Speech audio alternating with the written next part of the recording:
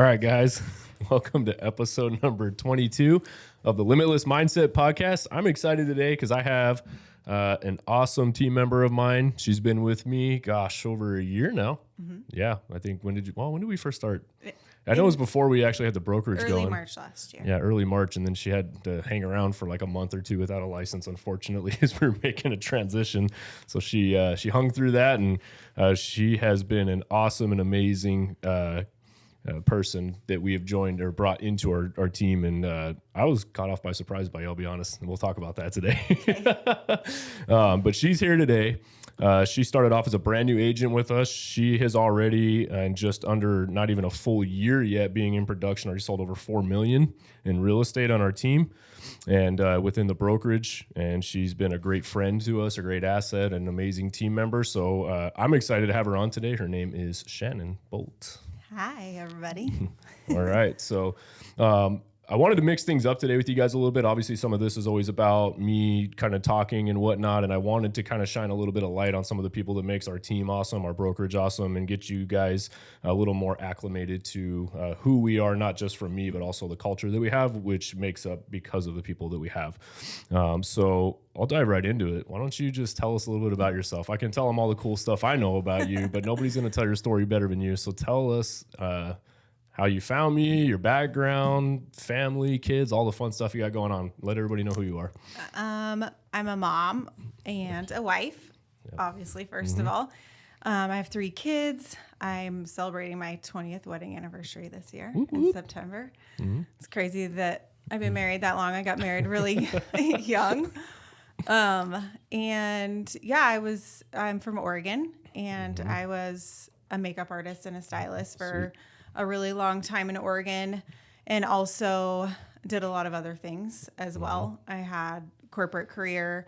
I worked for Adidas straight out of college. Nice. They owned a snowboarding company that they had bought, and then I transferred and went to work and did development for them, and they sent me all over Asia. I was the liaison between our designers for kids wear and the manufacturing.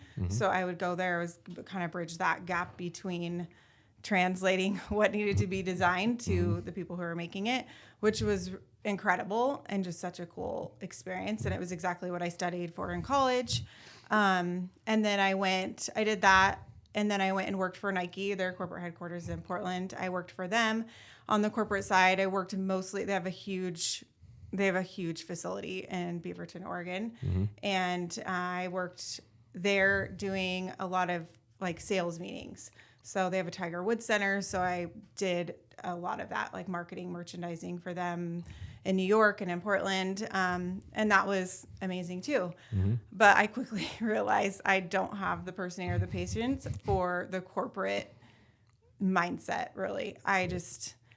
It's just not for me. Yep. And then when I started having kids, I decided to stay home with my kids and then just do stuff part-time and freelancing. Yep. And so I was a makeup artist primarily, doing different things corporately for like doing training and stuff like that for a long time.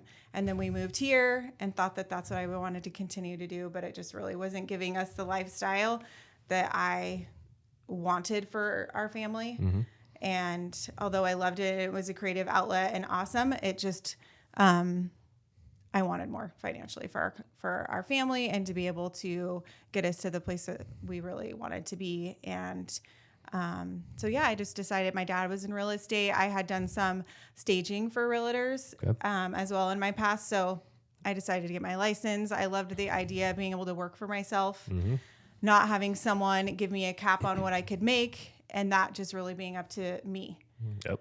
So I knew that I was capable of really working hard and making a change for us. So I just dove right into real estate. And when I was in school, I was heavily researching any resource because it was during COVID, and I couldn't go hands-on into school and be live. And I'm definitely a hands-on learner. And so that was really hard being home, not having any resource to ask questions. So that sucked for everybody. I know. And then I think it just probably with things that I was looking on, just researching realtors.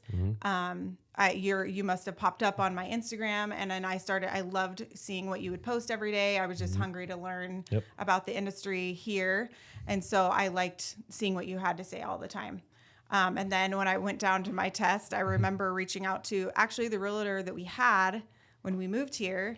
I reached out to him to ask him questions, and he wasn't very open. I was really bummed about that.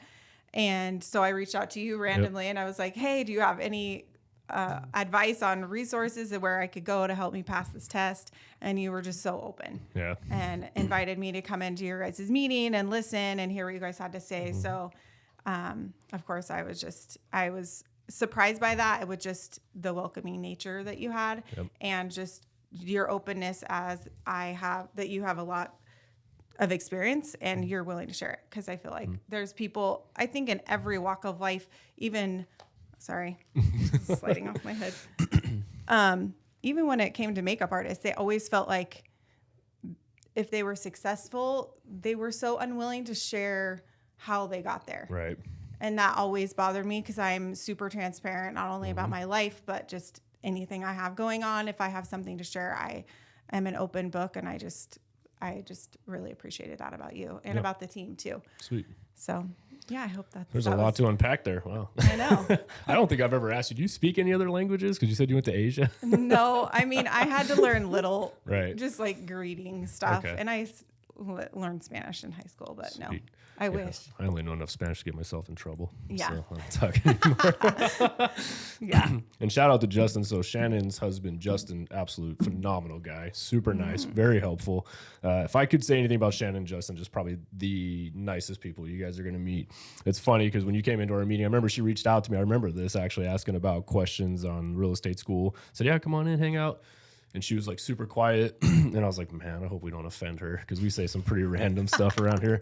I remember she was like sitting at the table. She was like super quiet. And then like our team says some kind of, we're super close. So we say a lot of off the cuff stuff.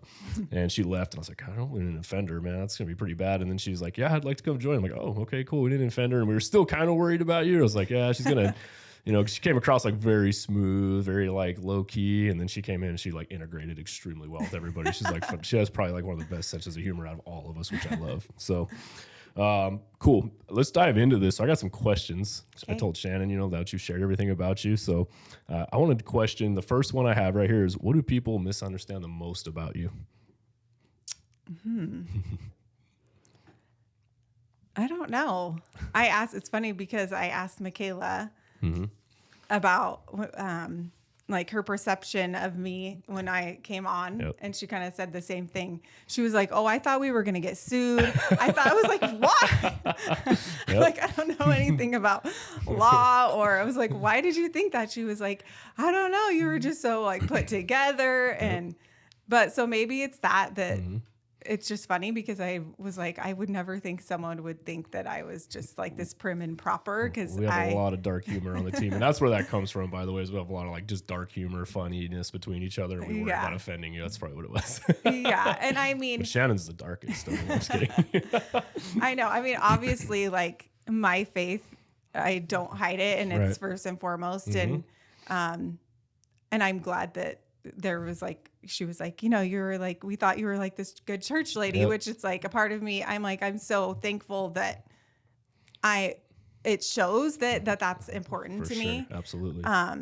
Obviously that's super important. And I hope that people see that in me, but I also have like this darker, like I sense of humor, and I really like having fun and laughing and cracking jokes. And I think a little bit of my past also that I didn't mention before, I was a counselor at a women's clinic for 8 years. I just volunteered my time. I did not know that about you. See, I'm learning something new now.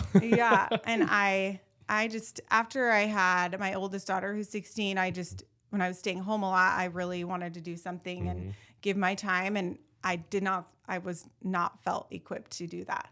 And then I went there, I was like, I'll just give out baby diapers or something just because I love babies and moms. And it was really hard just because it was really my first glimpse of some dark things that women go through.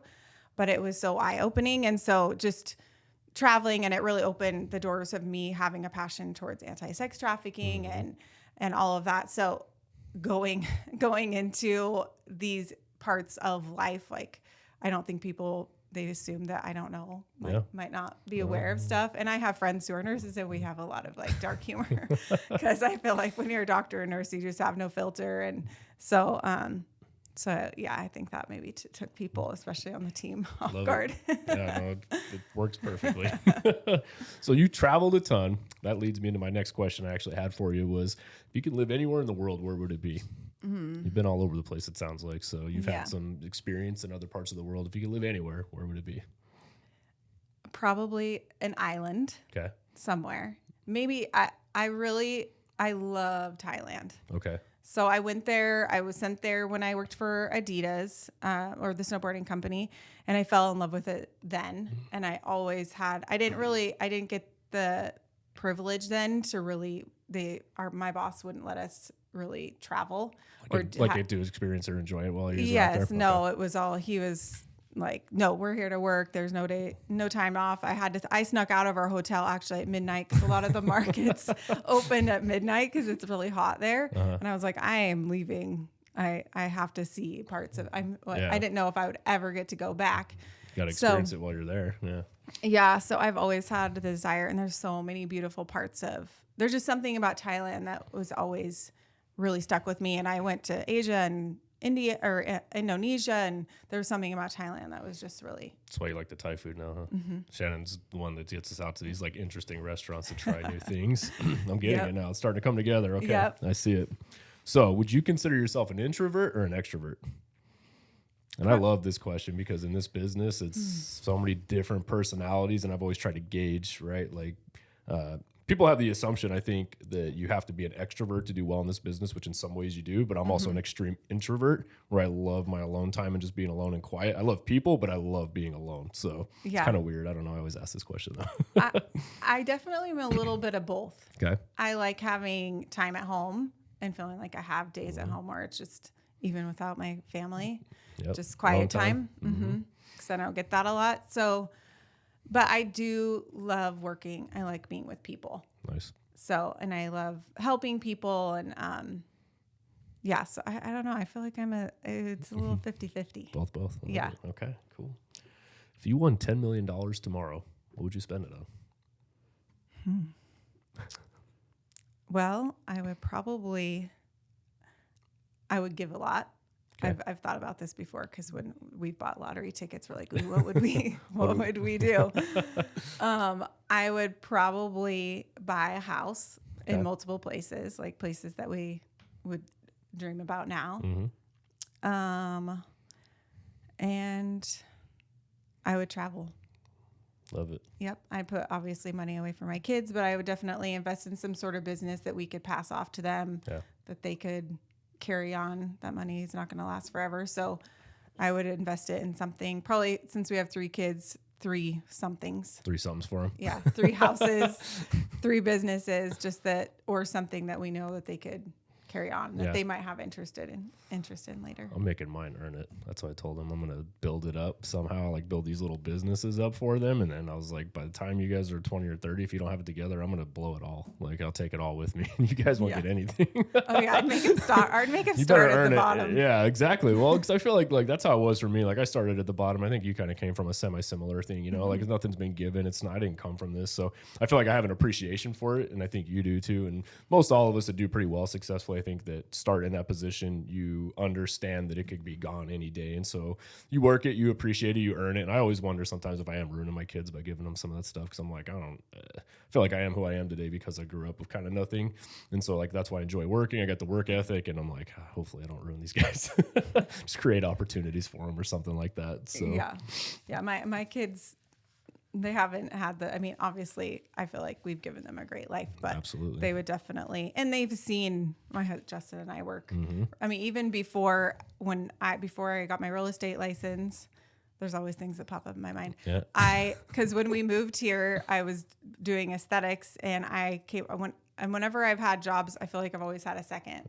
I'm just multiple just streams. that way. Yeah. And in Oregon, there's coffee shops everywhere. Yeah. Every corner. I remember that when I went there. Yeah, they have there's like the drive up ones. Like I yeah. think like how Dutch Brothers would be here. Like I think like little like, mom and pop. Everything was the same there. That's how it was. Yeah. There's little mom and pop drive-through coffee shops everywhere, and was my first job in high school, and I kind of did that like throughout college, and then when we moved here, there was one Dutch Bros opening, the one on Val Vista. But we were like, where's the coffee? There's no coffee, or you had to go into Fry's to get Starbucks, and it was just bizarre. Right. So Justin and I were like, why? Maybe we should open a coffee shop. Yeah. So I even met with investors just to see how I could do that. In Oregon, it was cool. You could just rent space from a parking lot and get a little cart. It was, I mean, obviously an investment, but we're not talking $1 million or anything. Sure. But here, it was a bit different story. So I got a job at Dutch Bros. And you did? Yep. Oh, wow. I didn't know that either. Yep. I think I told Michaela that recently because I totally forgot. I was like, did I ever tell you that? Yeah. So I worked the 4 a.m. to like 11 a.m. shift. And like 3 days a week, I almost died. Yeah. It was. Because it was 4 a.m.? Yeah. So well, I I was exhausted because it's such a like intense. I mean, if you've been to Dutch Bros, it's high level energy, and I am not. They're like excited. They I'm like not come out of the hut like waiting for you with the iPad before you get to the menu. And I'm like, I haven't even made it to the window yet, and they're ready to go. But they do have high energy. I give them that. They do. Yeah. And I did that, and I was like, okay, I just need something to like supplement and to help us out. And I didn't think they were going to hire me because I was like, I'm old. You're not even that old. But I compared to these youngsters, I was. Yeah. So, and then I was thinking that maybe they used to franchise them. And so I was thinking maybe we would franchise one.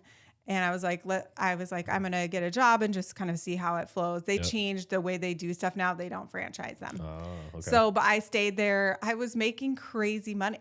During COVID, we were making like $40 an hour. Wow. It was insane. Just because so many people were like driving to get out of the house and get coffee and stuff. Yeah. And it was in the morning. It wasn't really affecting our schedule other than like with I have some health issues. So it was just beating me down health wise, just trying to keep that energy up at that level for 4 hours, 5 hours. Yeah, I bet. So, but it was really, really fun. And the way that they run their company is really cool. Awesome. And I just got to I love that age group, like high school, college age group. And I was definitely like the mama of the stand. Yeah. But it's just interesting and it just helped me like meet people in the community.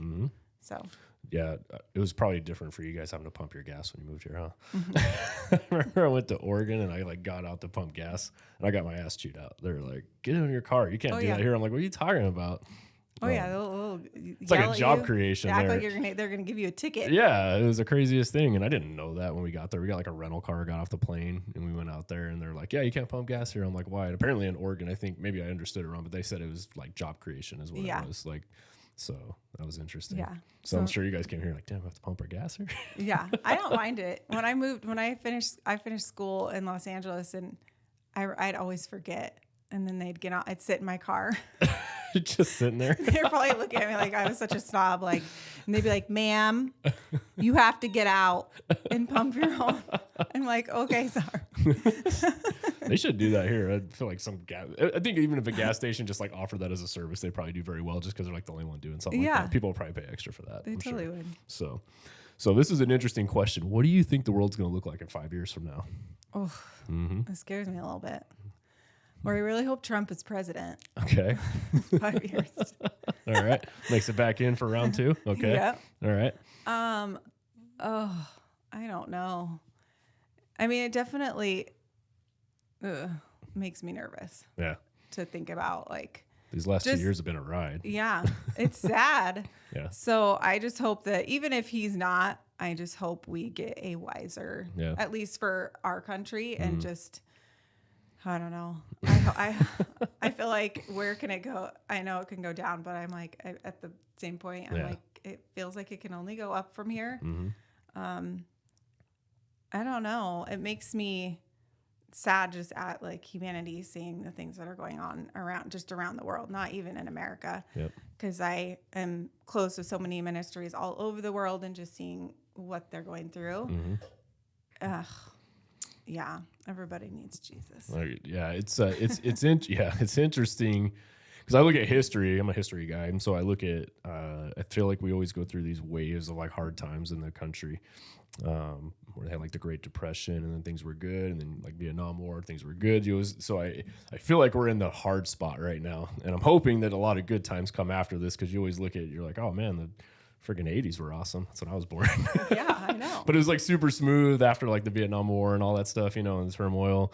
And then 90s were pretty good overall. And then 2000s kind of sucked. We had like, the 9/11 and war, and then they leveled out for 10 or 15 years, and here we are 2020. So I think people go through waves where they're just exhausted. And I feel like that's where we are as a society. At least that's why I'm feeling it. And everybody's just like, we're over this shit. It sucks. I know. Let's just get along with each other. And I feel hopefully like some unity comes out of this because there's so much turmoil as a whole personally. So yeah. And it's so sad because in 2014, Justin and I went to Rwanda. We had been sponsoring a girl there in a really small village, and we had an opportunity to go there and meet her and see Rwanda. And if you know about Rwanda, I didn't know much until we started sponsoring her. I started researching the country more.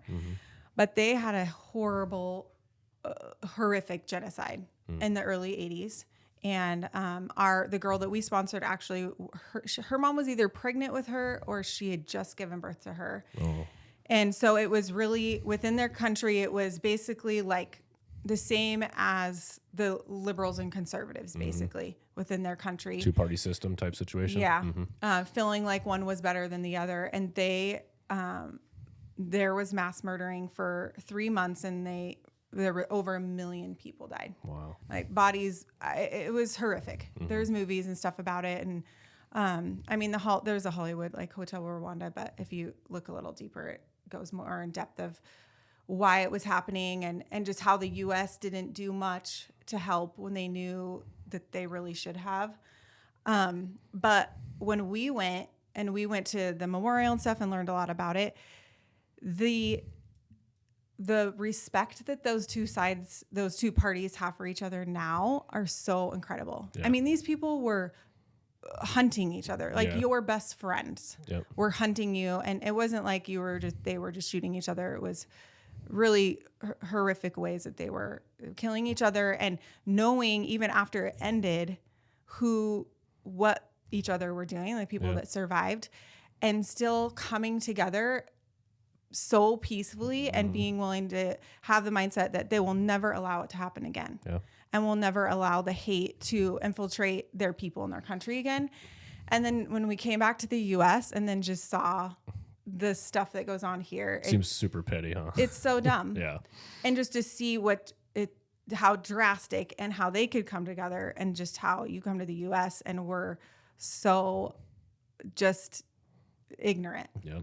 It was very frustrating. And a lot of people that say stuff about race and all that stuff, they've never left the country. Yeah, they've never experienced it from the outside. Yeah, they've never traveled outside of the country. They've never really struggled. And that was so eye-opening and just made me sad for the U.S. and just hopeful that people would just be a little bit more aware of like what happens outside of our very privileged country that we live in. So people I think take that for granted a lot because you have so much opportunity here, and you look at other countries and some of the stuff that they have and the limitations that they have and the dictatorships that they have in some ways, and it's like got it pretty damn good here. Oh yeah. The things you guys are complaining about, other countries would absolutely kill to have, basically. And that's the thing. And I think the one problem is always these two-party systems seem to cause so much divide, which is like, for me, I make it very well known I'm more libertarian down the middle of, I don't pick sides on either. I'm just be a damn good person, got probably a fiscally conservative, side when it comes to the money side, but, definitely more of a democratic side. Do what the hell you want to do. Live the life you want to live. I don't care if you're good to people. I'm happy. I'm good with you. This two-party system and it's interesting to hear you say that over there too, just really draws lines between people, which is ridiculous to me. So, yeah, cool. All right, let's dive a little bit into the work side of things now. We got to know a lot about her on the personal side. So getting into real estate, obviously very different than the other industries you've been. What's one thing you've come to realize about real estate? Good or bad, both? What's been an eye-opener to you that you, now that you've been in the industry, you're like, wow, that's interesting. I didn't think of it that way. A few things. I think the when it comes to clients, to not to never get your hopes up. They're gonna, no matter how many houses or the great relationship you have, to never underestimate the fact that they're gonna bounce real quick. Ghost you. Yes. And it, like, I think that also comes into just, you know, you pour stuff into people and you're like, wait, I thought we had a relationship happening. What's going on? So that was, it's surprising. So I think it's been good for me to learn some of that quick, just so. The lack of client loyalty in some cases. Yeah. I mean, even with friends, it's weird. I would expect it maybe from a stranger, obviously. Sure. That they might be talking to multiple agents or whatnot, and their understanding of how the process works. And but with close friends and family, it's interesting, but just navigating that. And then maybe just the power of, I feel like you've taught me so much just about the power of social media, and I just never realized that, just how powerful it can be for your business. I mean, I used it a little bit when I was doing aesthetics and makeup artistry here. It wasn't something I was unaware of, but I really didn't know. Put a focus on it. Yeah, how to use it well, and just the impact it really could have. Yeah. So that's been a great tool, because especially me being in a new market, not having a community of friends and family here, was one of the reasons that made me a little bit tentative, because I was like, oh, I don't really have a warm market here. How am I going to do? But it's been good to have that, because it's been a lot better than I expected. You said your dad's in real estate in Oregon. Agent? Is that what he does up there too? How long has he been an agent up there for? I think it's been about 7 years. Got it. Yeah. So have you and him talked about that, like kind of difference in what you're doing down here versus him up there and stuff? Obviously there's a little bit of an age gap, different markets, different everything. Do you guys ever share like, hey, this is what's working for me out here, this is what's working for me up there? Yeah, I've asked him, because we have so many great Facebook groups here, even amongst other agents in the Phoenix area. So I've asked him if they have that in Oregon, because he was sharing, just they do coming soon things and all that a little bit different, but there's not a lot. So I was like, why don't you start a group? Yeah. That would be amazing. Like the most basic stuff we're doing out here. Yeah. Like, and hey, he was you're like, like coaching him now. Yeah. He was like, oh, that's a little techie for me. I was like, I'll create it. I was like, you don't even have to as long as you put your parameters. Yep. I was like, it'd be a good resource for other agents, because he can really only see what's going on in his brokerage. They only share like within their brokerage about what's coming up. He's just missing so much networking opportunity with I know. other I was agents like, out there. You're like, what about the coming soon market? Totally. I'm like, I check that all the time. If I'm heavily looking for someone, I check that daily. So, but my dad is amazing, and he has such a great community. He's born and raised there. Okay. And so much great referral business that, he posted yesterday. He posted, I think, 2 times this week. Nice. Okay. I was like, ooh, you're rubbing off on him. Yeah. So, and he has some cool, listings coming up, like on the water and stuff. So, it's just funny, because he doesn't necessarily need it, right? Because he has such a great following there. Good network already built up for being there for so long. But he's going to transition into Idaho, and he's getting his license there. So are they moving to Idaho? Is that what they're doing? Yeah, they're going to build. They're building there. Okay. So it'll be a new market for him. So I'll have lots of good tips for him. Love it. I was gonna say, you're like coaching him over there now, which is awesome. I know, but yeah, when it comes to everything else, like, he is such a great resource to go to for questions and anything I have, really. Love it. What's the biggest challenge you're facing in your business right now, and how are you tackling that? You're like a year in, so you've got some challenges. Yeah. I mean, maybe just staying like just not getting distracted, trying to navigate, okay, we're at home. As long as no one's there, I can focus for the most part. I am a neat freak. So it's like, if I see things that need to be done, then I find myself getting distracted. But just finding like a quiet place to work. And Justin's been home working too. So, and then we don't have an office. So then we're like talking to each other and pacing through the house and outside. Yeah, I was going to say, like on the outside sidewalk, that's where I'm at all the time. Totally. Like on the sidewalk in front of my house. Yeah. So maybe that, and then just getting, like, I feel like I have a good I have a good lineup of people that are like ready to buy this year. So just being patient in that and just like nurturing those leads and staying on top of them and just knowing that their timing, like all of them. I'm glad they're not all coming at once, obviously. But yeah. Especially in this market, being a buyer's agent is hard. So, it's really hard. Yeah. Cool. Well, you've been self-employed for a while in a bunch of different aspects, obviously real estate being one of them. What's one of your favorite productivity hacks for being self-employed? Staying organized. Okay. I'm a list maker. Okay. And like physically writing. Yep. I mean, I can make notes in my phone, but I like a list that I can write down. And marking it off and having like a physical calendar too helps me a lot too. That's probably like our generation because I'm the same way. I see like some of the younger people on our team, they have like their iPads and they're like typing all their notes out. And I got my notepad on my desk and I write all my stuff out still. That's probably from like being in high school and having to write all my book reports out by hand and stuff. My kids like don't even know how to write by hand anymore. It's the craziest thing. Like, yeah. I know. Yeah. I have I've already gone through multiple notebooks and Amy made a comment. She's like, you just look so organized because you always have your notebook. And I'm like, I just need it for me to reflect back. Yep. And it's I don't know. For some reason you memorize stuff better when you write it down. I don't know what it is, but I know for me, at least if I try to type it on my phone, like I have to go back and reference it. But I notice like when I write things down, I memorize them more. I don't know why. It's just weird. So I get that. Yeah. What time of day do you get your work done the best? Like, what's your favorite time of day? When are you the most productive? Morning person. Okay. Like how early? Not 4 a.m. early, but no, I can't do that. I mean, it's weird. I don't like sleeping in, but I have a hard time getting up. Like I work out usually in the 5 o'clock hour, but it's like once I'm up, I'm totally fine. It's just sometimes I just have a hard time getting just got to get up and moving. butt out of bed. So yeah, I like getting up and getting moving early.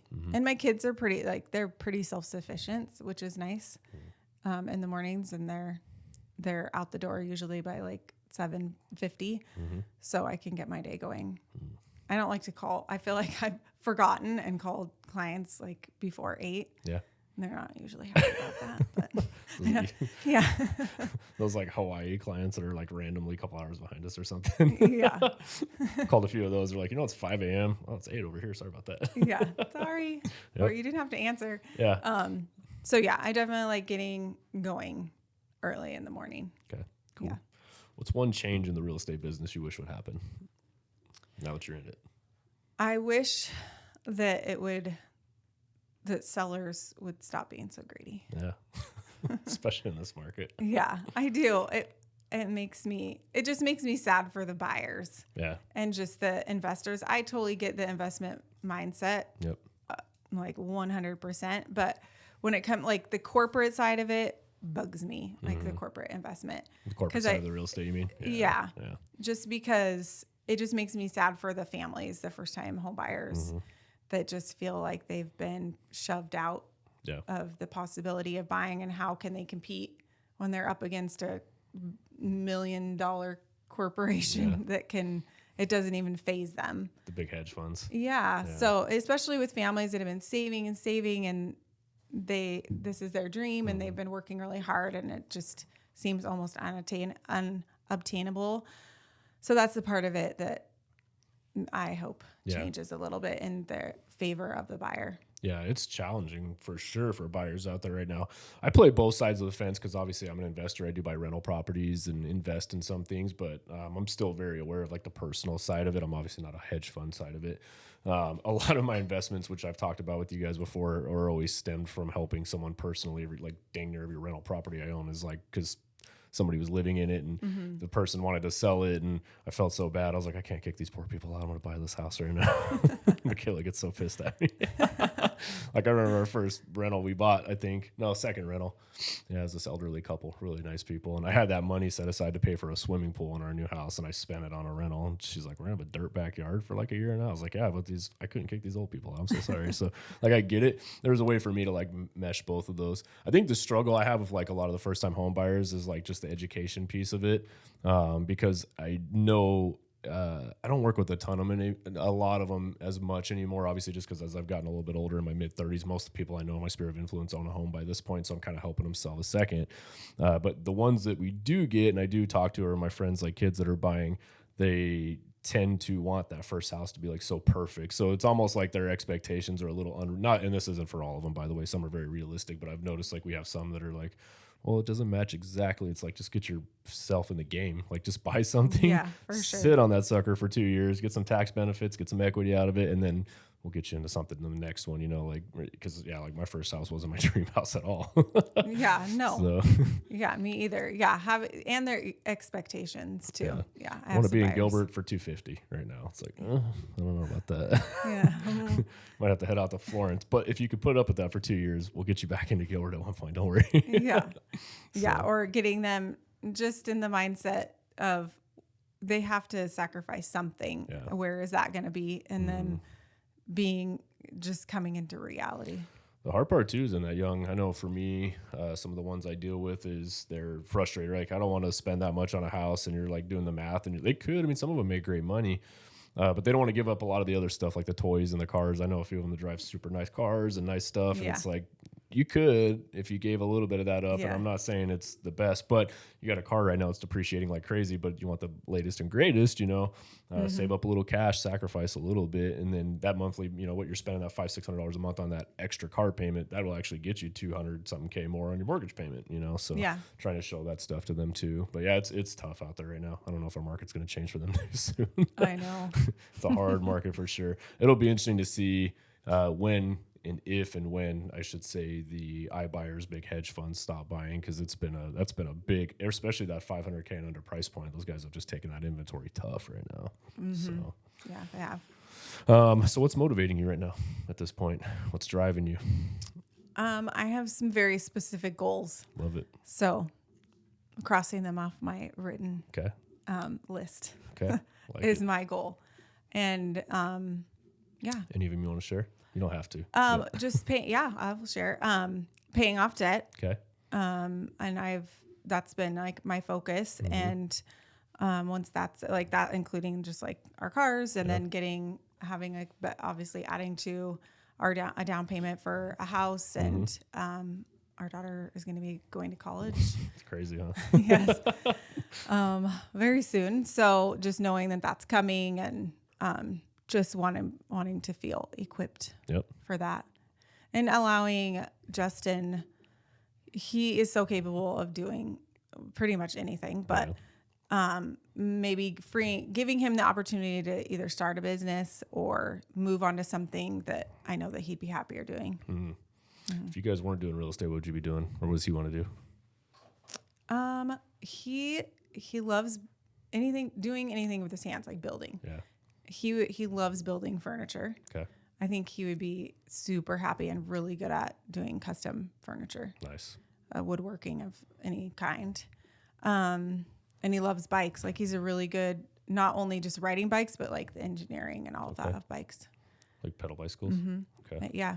So, I like mountain biking is his thing. So I wish that he could do something that involves that. Because, it's not even that it was like his hobby and like doing something that's your hobby that you like. Like, he's actually good at building bikes and all that. So I wish that I would love for him to be able to start a company, like his own bike company, and just him feeling like he has the freedom to do that. That would be awesome. Yeah, there's a need for bikes out here. Like, so many trails to ride. Oh my gosh. Yeah, it's amazing. And he rides a lot. He's got a sweet electric bike. He has an e-bike, which it's funny because there's a lot of flack around people that do e-bikes, but he's like, I just love it because I can go higher. I can take longer rides. There's no shame in that. I don't care what anybody says. Oh yeah, I mean, you can it's take that hard. sucker. Yeah, nobody's gonna tell me. I don't care how good a shape you're in. Yeah. Pedaling out, especially in Arizona in the like summertime, if you're trying to ride, and it's like even in the morning, it's like 80 degrees out. Yeah. And you're trying to scale the side of a mountain, even if you're out there at 5 a.m. Like, and these trails are long out here. Yeah. I would totally e-bike. I 100% understand that. Yeah. I mean, I understand, like, okay, if you're just going on a flat road, but that's not where he's going. Right. So yeah, it's cool. I wish that I wasn't so fearful of it, because he's like, why don't you go? I'm like, I'm too much scaredy cat with that kind of stuff. Yeah. yeah, so I would love for him to be able to do something that brings him a little more joy. He doesn't like working for the so-called like big man corporations, and his company right now. He's good at what he does, though. Yes, everybody loves him, and he's really nice. I know. Everybody loves him. Yep, he is really good at what he does. When he first got into sales, I was like, oh, I don't know how that's gonna go, because he's such an introvert, right? And he worked on cars. He's really good with cars too. And he was really good at that. And so I just didn't know how he would do, like going face to face and door to door. And that first, he sold water. So he worked for kind of like Sparklets. Oh, okay. So it was here, Springs in Portland. Yep. And he killed it. And he worked there for a long time, for like 15 years. He was like one of their top sales guys.